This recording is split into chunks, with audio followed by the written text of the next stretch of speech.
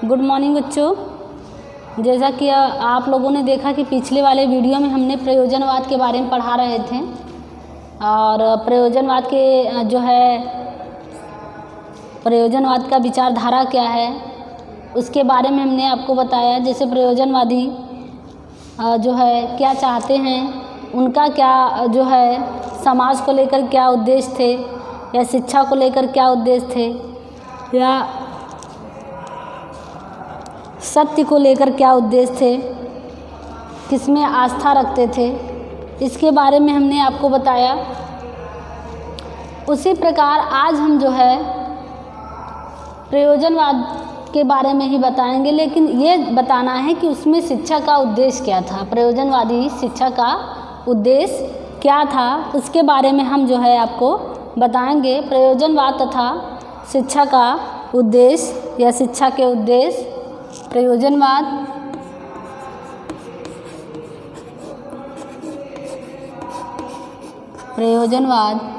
तथा शिक्षा के उद्देश्य।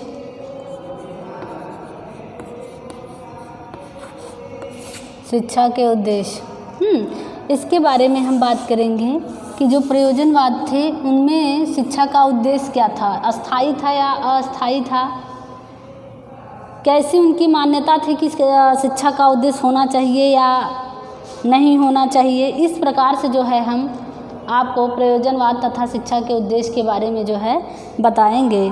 तो अन्य दर्शनों को अगर देखा जाए और अन्य दर्शनों की अपेक्षा, जैसे आदर्शवाद या प्रकृतिवाद को हमने पिछले वाले वीडियो में बताया, उनका क्या उद्देश्य था शिक्षा का, कैसे शिक्षा का जो है बालकों में जो उद्देश्य होना चाहिए उसका विकास होना चाहिए, किस प्रकार से।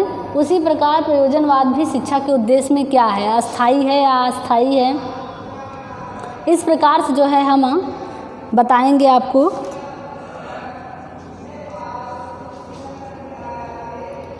अन्य दर्शनों की अपेक्षा प्रयोजनवादी शिक्षा का उद्देश्य निर्धारित नहीं करते।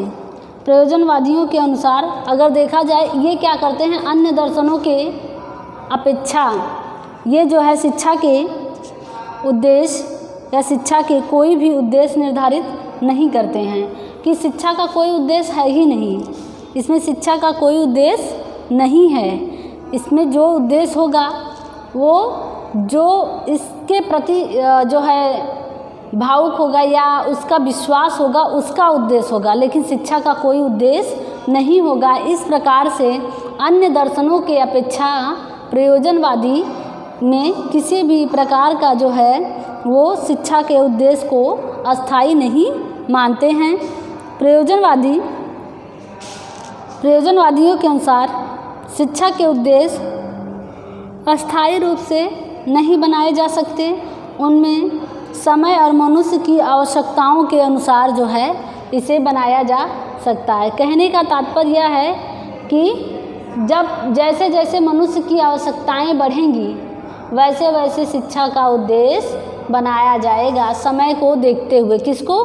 समय और आवश्यकता पर ये विशेष बल दे रहा है प्रयोजनवादी, कि जैसा समय होगा और जैसे मनुष्य की आवश्यकता होगी उस प्रकार से जो है हम शिक्षा के उद्देश्य को निर्धारित करेंगे।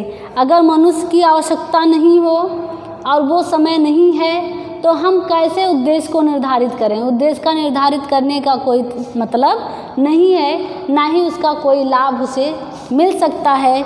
इस प्रकार से मनुष्य की आवश्यकताओं और समय को देखते हुए जो है इसमें उद्देश्य को निर्धारित किया जाए, इस प्रकार से प्रयोजनवादियों के अनुसार उनकी विचारधारा बनाई गई थी। इस प्रकार से उनका विचारधारा था। जब जब आवश्यकता पड़ेगी, अच्छा ये भी कहा जा रहा है कि जब जब आवश्यकता पड़ेगी तब तब क्या होगा, शिक्षा के उद्देश्य में परिवर्तन होगा। आवश्यकता नहीं होगी तो परिवर्तन नहीं होगा, लेकिन मनुष्य की आवश्यकता बढ़ेगी तो उसमें परिवर्तन भी होगा।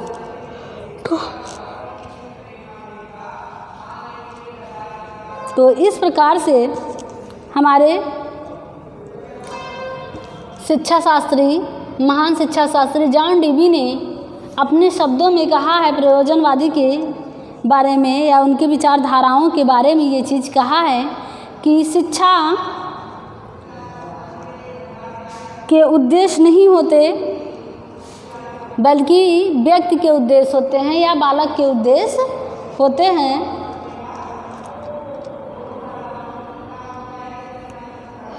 और व्यक्तियों के उद्देश्य बहुत अधिक भिन्न होते हैं। कहने का तात्पर्य है कि शिक्षा का, जैसे जॉन डीवी ने कहा कि शिक्षा का कोई उद्देश्य नहीं होता है बल्कि जो उद्देश्य होता है केवल सिर्फ व्यक्ति का ही उद्देश्य उसमें होता है, क्योंकि जो मैं पढ़ाई कर रही हूँ उसमें जो मेरा लक्ष्य है, टारगेट है, वो मेरा है। इसमें वो शिक्षा के उद्देश्य को निर्धारित नहीं कर रहे हैं। अगर वो निर्धारित भी कर रहे हैं तो किसका, केवल व्यक्ति के उद्देश्य को निर्धारित उसमें किया जा रहा है। तो इस प्रकार से और व्यक्तियों के उद्देश्य बहुत अधिक भिन्न होते हैं। सही बात है कि व्यक्तियों के, आज जो व्यक्ति हैं उनका उद्देश्य अलग अलग, व्यक्ति की मानसिकता अलग अलग होगी तो उनकी आवश्यकता भी अलग अलग होगी।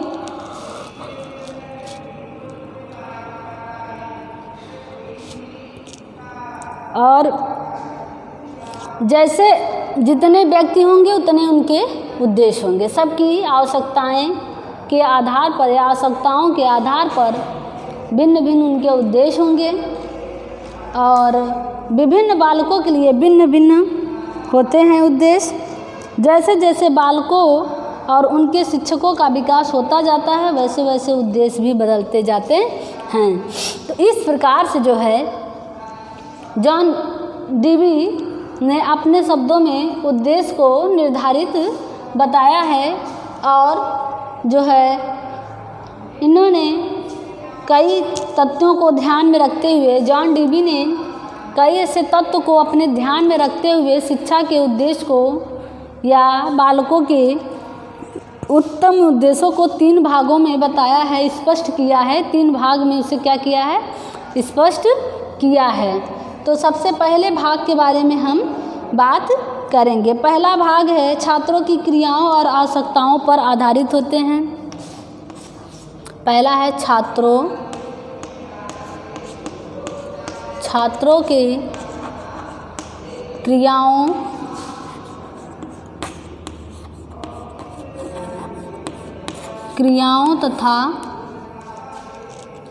तथा आवश्यकताओं पर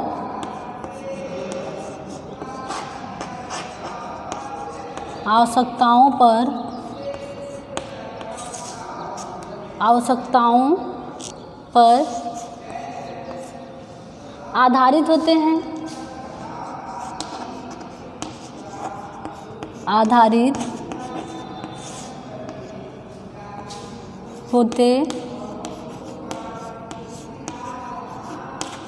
होते हैं।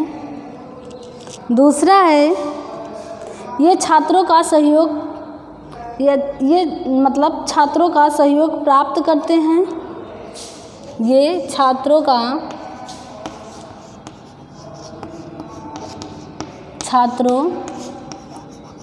सहयोग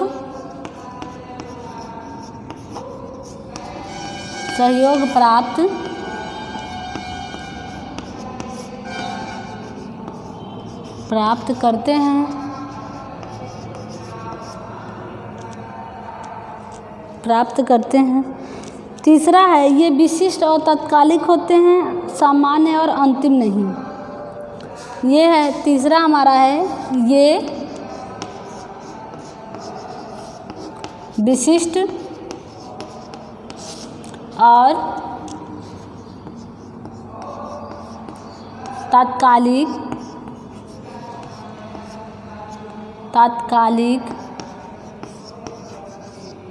ये विशिष्ट और तात्कालिक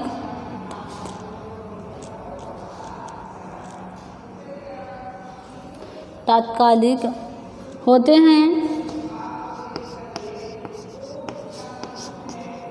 हैं, सामान्य और अंतिम नहीं। सामान्य और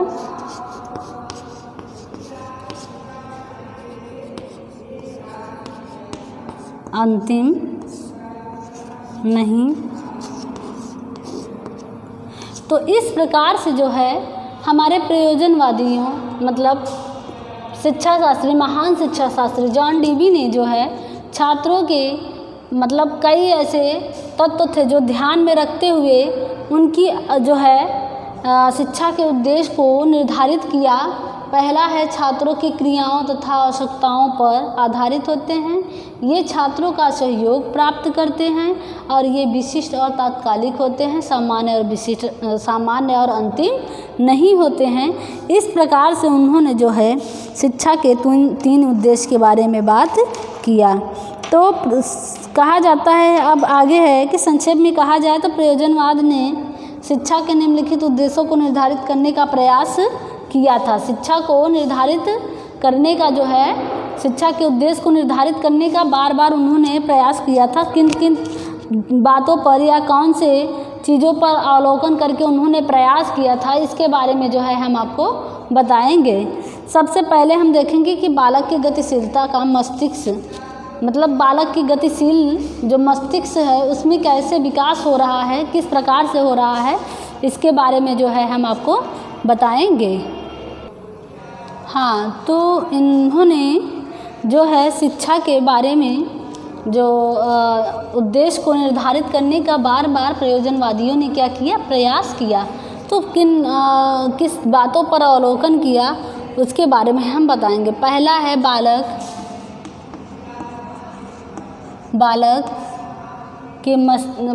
के गतिशील मस्तिष्क का विकास। बालक के गतिशील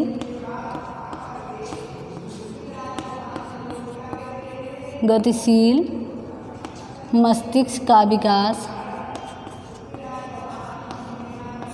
गतिशील मस्तिष्क का विकास, इसके बारे में हम बात आपसे करेंगे कि बालक के गतिशील मस्तिष्क का कैसे विकास होगा और क्या क्या उनमें जो है चीज़ों का अवलोकन किया जाएगा जिससे कि बालक में देखा जाए कि कैसे बालक की मस्तिष्क का विकास हो रहा है या बालक के मस्तिष्क का गति अच्छे ढंग से हो रहा है। इस प्रकार से उनके बारे में जो है बताया जा रहा। जैसे आप देख लीजिए कि ये बालक की आवश्यकताओं, इच्छाओं, अभिप्रायों और रुचियों को महत्व देते हैं। जैसे प्रयोजनवादी जो हो गए, तो प्रयोजनवादी क्या करते हैं, बालक के किस पर महत्व देते हैं, उनकी रुचियों पर महत्व देते हैं, उनकी आवश्यकताओं पर महत्व देते हैं और जो है उनके जो है अभिप्रायों को ये महत्व देते हैं। तो इस प्रकार से जो है अतः इनको ठीक मार्ग पर ले जाना शिक्षा का कार्य है। कहने का तात्पर्य ये है कि अगर उनकी रुचि को समझ लिया जाए, उनकी आवश्यकता क्या है, उनकी अभिप्राय क्या है शिक्षा को लेकर, अगर यह महत्व दिया जाए और जान लिया जाए तो शिक्षा का कार्य यही होगा कि उन्हें अच्छे मार्ग पर ले जाने का कार्य शिक्षा कर सकता है। इस प्रकार से उनके मस्तिष्क का भी विकास हो पाएगा। इस जो है जैसे बालक हो और हम उसकी आवश्यकताओं और रुचियों को महत्व नहीं दे रहे हैं या उसके बारे में नहीं, उसके अभिप्रायों को नहीं जानने की कोशिश कर रहे हैं, बराबर उसे सिर्फ बल दे रहे हैं पढ़ने के बारे में, तो बालक पढ़ सकता है लेकिन उसके मस्तिष्क का विकास नहीं हो सकता। तो यही प्रयोजनवादी कह रहे हैं कि जो है जब उन्होंने शिक्षा के उद्देश्य को निर्धारित करने का बार बार प्रयास किया तो सबसे पहले इसी पर उन्होंने प्रयास किया था, बालक के गतिशील मस्तिष्क का विकास। तो जब मस्तिष्क का विकास की बात आई तो उसमें सबसे पहले उन्होंने कहा कि बालक के रुचियों, आवश्यकताओं, अभिप्रायों को महत्व देते हैं प्रयोजनवादी। और अतः क्या है कि अतः इनको ठीक मार्ग पर कहा जा सकता है कि बालक को ठीक मार्ग पर ले जाने का कार्य कौन कर रहा है, शिक्षा कर रहा है। अगर मैं इन सारी चीज़ों को उनके बारे में जान लेंगे तो ये सब जो है दिक्कतें अगर आती हैं तो वो जो है किसी भी प्रकार से उन्हें दिक्कत नहीं होगा और उनके मस्तिष्क का विकास भी होगा। इस प्रकार से प्रयोजनवादी विचारधारा के अनुसार जो है शिक्षा को उद्देश्य या शिक्षा के उद्देश्य को निर्धारित करने का प्रयास किए थे। आगे जैसे रॉस ने कहा, रॉस भी थे प्रयोजनवादी में, तो रॉस ने कहा कि बालक के वातावरण में उसकी इच्छाओं की पूर्ण करना शिक्षा में न किसी उसके आयोगों, रुचियों और योग्यताओं की इस धारणा के अनुसार, जैसा कि रॉस ने लिखा है कि शिक्षा का उद्देश्य वह है जो गतिशील और लचीले मस्तिष्क का विकास, जो सब परिस्थितियों में साधनपूर्ण और साहचर्यपूर्ण हो और जिसमें अज्ञात भविष्य के लिए मूल्यों का निर्माण करने की शक्ति हो। इस प्रकार से उसे हम गतिशील मस्तिष्क का विकास कह सकते हैं। ये है बालक के गतिशील मस्तिष्क का विकास। ये पहला उद्देश्य उन्होंने निर्धारित करने का प्रयास किया था। दूसरा है विद्यार्थियों को गतिशील निर्देशन। विद्यार्थियों के गतिशील निर्देशन के बारे में बात करेंगे कि गतिशील निर्देशन क्या है। दूसरा है विद्यार्थियों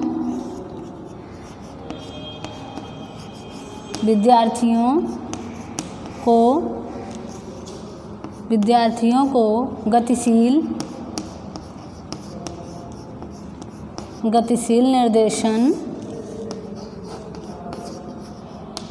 निर्देशन मतलब कि कैसा निर्देशन दे रहे थे, उसमें उनके भविष्य को लेकर या शिक्षा को लेकर निर्देश दे रहे थे। तो गतिशील निर्देशन के बारे में उन्होंने प्रयास किया कि अगर मैं इन्हें गतिशील निर्देशन में रखूं प्रयोजनवादी की विचारधारा के अनुसार, तो क्या बच्चों का विकास, सर्वांगीण विकास हो पाएगा। इस प्रकार से उन्होंने जो है निर्धारित करने का प्रयास किया था। जैसे वस्तुतः प्रयोजनवादियों के अनुसार शिक्षा का एक उद्देश्य छात्रों का गतिशील निर्देशन करना है, पर इतना देना ही काफ़ी नहीं है।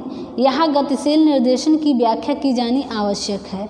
इस व्याख्या के अभाव में अमेरिकी शिक्षा में कुछ दोष आ गए। जैसे बॉड ने कहा कि इस व्याख्या के अभाव में अमेरिकी शिक्षा का मुख्य दोष यह है कि उसमें कार्यक्रम और निर्देशन का अभाव है। इसका न तो कोई उपयुक्त कार्यक्षेत्र है और न ही कोई इसमें जो है सामाजिक सिद्धांत है। तो इस प्रकार से उन्होंने जो है गतिशील निर्देशन के बारे में कहा कि ना ही इसका कोई सामाजिक सिद्धांत है और ना ही यह गतिशील निर्देशन है। अगर कोई व्यक्ति किसी बालक को मतलब उसके विकास के बारे में बराबर निर्देशन देने का प्रयास कर रहा है, जैसे कहा जा रहा है कि कुछ अमेरिकी चीज़ें थी, अमेरिकी जो है दोष था शिक्षा में, देखा जाए तो अमेरिकी दोष होने के कारण यह गतिशील निर्देशन के बारे में उन्होंने बताया था। विद्यार्थियों को इस प्रकार से निर्देशन दिया जाए कि वस्तुतः वह उनके जो है योग्य हो सके और वह उसके बारे में पूरा उसका जो है लाभ उठा सके। इस प्रकार से गतिशील निर्देशन होना चाहिए। ऐसा नहीं होना चाहिए जिसमें कि उन्हें आगे चलकर उसका जो है कोई लाभ न मिल सके या वह सिद्धांत को लागू ना कर सके। इस प्रकार से जो है उन्होंने शिक्षा के उद्देश्य के बारे में जो है निर्धारित किया था। अब आता है तीसरा है हमारा अपने आदर्शों के निर्माता के रूप में बालक। तीसरा है अपने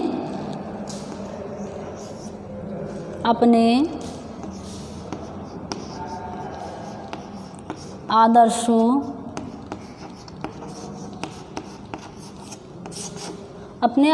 के निर्माताओं के रूप में बालक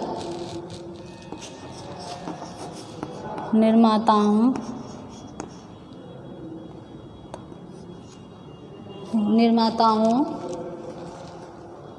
के रूप में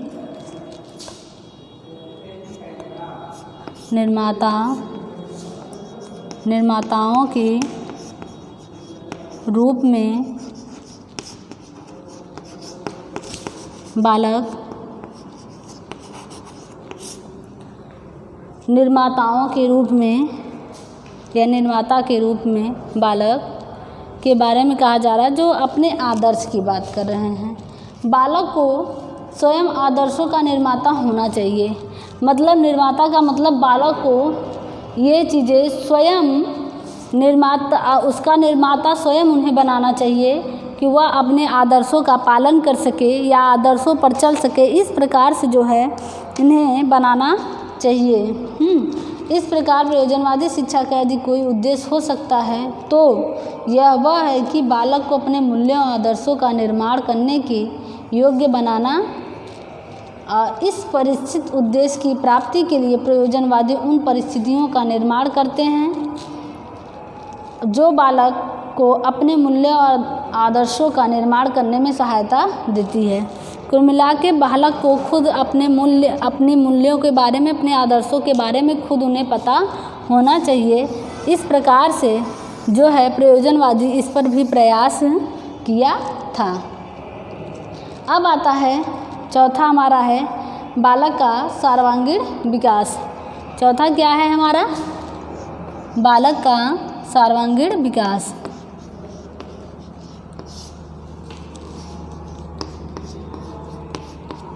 सर्वांगीण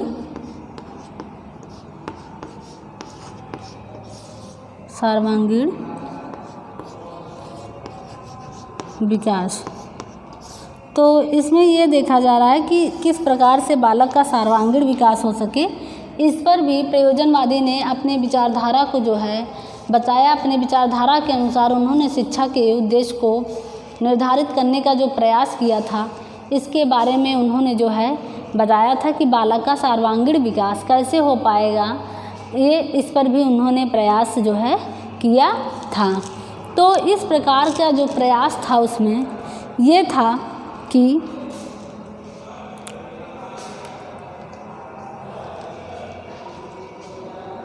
शिक्षा का उद्देश्य छात्र का विकास है।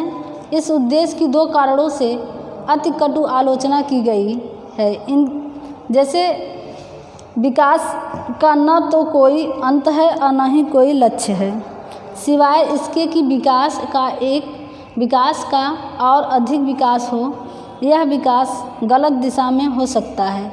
अतः प्रयोजनवादियों ने विकास की दिशा न बताकर बहुत बड़ी भूल की है। जैसे कहा जाता है कि विकास तो हो रहा है, विकास निरंतर चलने वाली प्रक्रिया है। ऐसा नहीं है कि विकास की प्रक्रिया एक दिन चलेगी दूसरे दिन नहीं चलेगी, इस प्रकार से नहीं है। इसी प्रकार प्रयोजनवादियों का उन्होंने कट आलोचना इसके बारे में किया है, बड़ी बुराई किया है कि जो उन्होंने विकास को बार बार जो है उसमें कहा कि विकास का न तो कोई अंत है और न ही कोई लक्ष्य, सिवाय इसके कि विकास और का अधिक होना चाहिए। बस ये हो रहा था इसमें कि विकास अधिक से अधिक होना चाहिए। इस पर उस जो है प्रयोजनवादी विचारधारा का जो है प्रयास था शिक्षा के उद्देश्य को लेकर। तो इस प्रकार से कटु आलोचना किया गया इसके बारे में कि उन्होंने सिर्फ विकास को ही महत्व क्यों दिया, महत्व बालक को क्यों नहीं दिया। इस प्रकार से अन्य शिक्षा शास्त्रियों ने क्या किया है, इसका बड़ा आलोचना किया है। तो देखा जाए तो इन्हीं पर जो है हमारे प्रयोजनवादियों ने जो है अपने विचारधारा को व्यक्त किया है। इस प्रकार से उन्होंने शिक्षा के उद्देश्य को निर्धारित करने का प्रयास किया। जैसे बालक, हमने बताया कि सब कुछ बालक के ऊपर डिपेंड कर दिया गया। यहाँ मस्तिष्क के विकास के बारे में बात कहा जा रहा है कि कैसे मस्तिष्क का विकास होगा या गतिशील निर्देशन देने की, और स्वयं आदर्शों का निर्माता उन्हें बनाने की कोशिश किया जा रहा है कि वो अपने मूल्य, अपने आदर्श को खुद समझें और खुद जानें, उसका निर्माण स्वयं करने की बात जो है इसमें कही जा रही है। और इस प्रकार से बालक का सर्वांगीण विकास के बारे में उन्होंने कहा।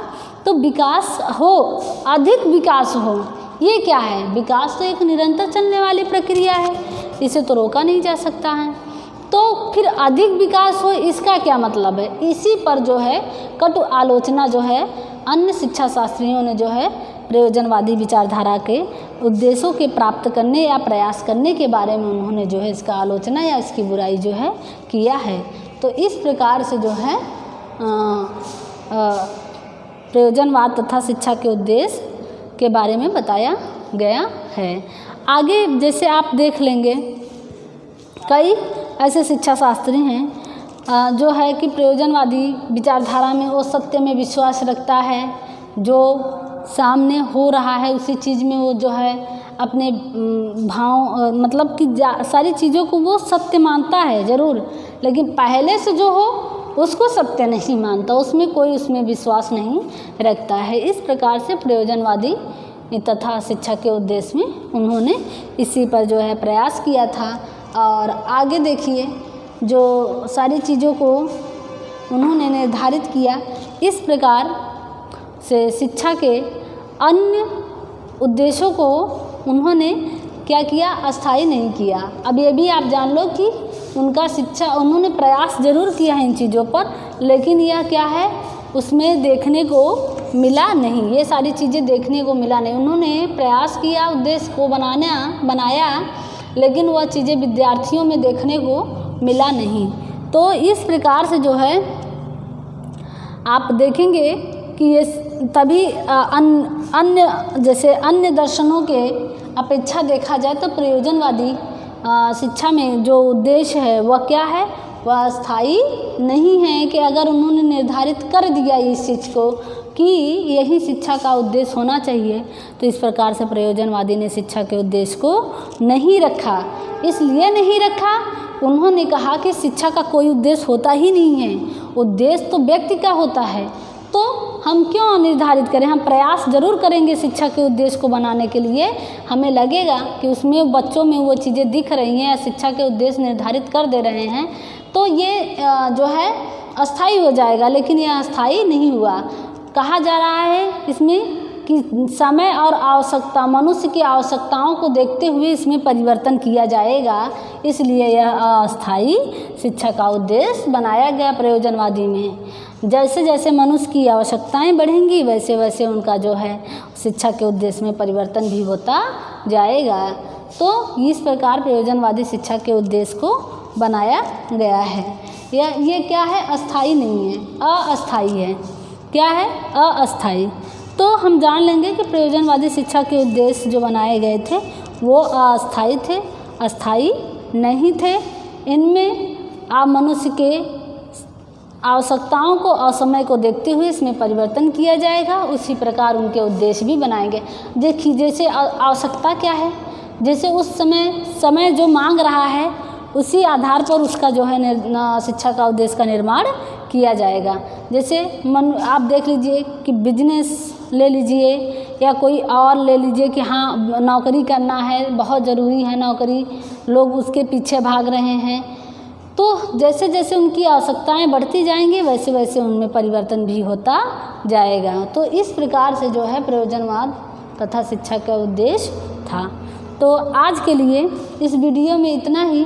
बाकी अगले वीडियो में हम जो है प्रयोजनवादी से ही संबंधित आपको जो है उनके पाठ्यक्रम के बारे में आपको बताएंगे कि प्रयोजनवादी जो है उन्होंने अगर शिक्षा का उद्देश्य निर्धारित नहीं कर पाया, उसका प्रयास नहीं कर पाया, अस्थायी रह गया, तो पाठ्यक्रम क्या रखा जिसमें बालक का उस पाठ्यक्रम के आधार पर उन्हें शिक्षा प्राप्त हो सके। तो उसके बारे में हम जो है अगले वीडियो में आपसे बात करेंगे। आज की वीडियो में इतना ही। धन्यवाद। ठीक, वीडियो कमेंट करके बताइए वीडियो कैसा लगा आपको।